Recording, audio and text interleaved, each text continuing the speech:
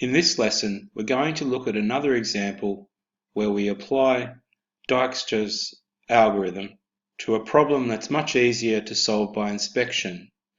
The reason we're doing that is so that you can verify the algorithm's results by using inspection.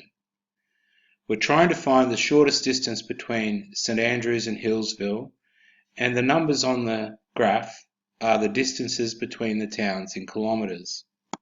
So we're starting at St Andrews, so that needs to be our first row and our first column heading. And then the other columns are the points from S. It doesn't really matter what order they're in. Now the shortest way to get from St Andrews to St Andrews is 0, so that's the optimum route to start off with. From St Andrews to Kinlake, that is 13. So we show the subscript S to indicate we've come from St Andrews. From St Andrews to Yarra Glen, it is 15. Now from St Andrews to Toolangi and Hillsville, there's no direct connections, so that is an infinite distance for this algorithm. So here from the unboxed values, the best value is this one. So it becomes the optimum value in the next row. And that corresponds to column K, so now we're going to look at our routes via K.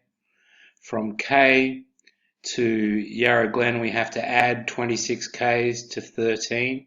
26 plus 13 is 39 via K, and that's not as good as 15S, so we're going to use the shorter one from above.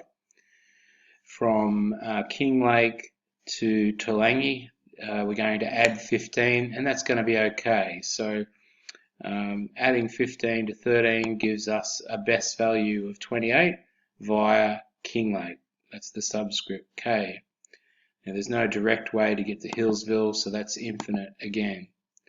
So from the unboxed values, we can see the best one is 15S. It becomes our optimum route from the row above, and it corresponds to vertex Y. So vertex Y becomes our new row. These highlighted columns are already done, so we're looking at Yarra Glen to Toolangi, and that's adding 23. 15 plus 23 is 38 via Y, and that's not as good as the one above, so we use the value above. We can get to Hillsville directly, and we add 14, so 15 plus 14 is better than infinity, and so we end up with 29. Now of these two values, the best one is the 28, so it goes in as the optimum route for the next row, and that's from vertex T. So vertex T is where we're looking at. We've got one more to calculate. So from T to H, from Toolangi to Hillsville, add 18. 28 plus 18 is way too big, so we take the value from above, which is better. And to round off our table so we cover all the vertex, that is now the best value for the next row, and that is from Hillsville. So we work backwards from H, this one, and we came from Y, and then if we go up and across, we came from S, we go up and across, and that is where we started from, so that's the shortest route, and it was 29 kilometres. If we wanted to look at the shortest route from to Toolangi, we'll have a look at that. So that is ending up at that town. It came from K. And we go up and across, we came from S, so that's the shortest route, and it is 28 kilometres.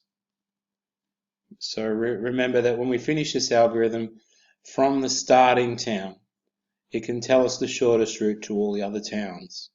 Now the purpose of this is not to say it's easier to use this method for a simple network, it's just learning the method. I suggest you look at the next lesson as a public YouTube clip to a more complicated problem, and it'll give you links to other examples of applying the method.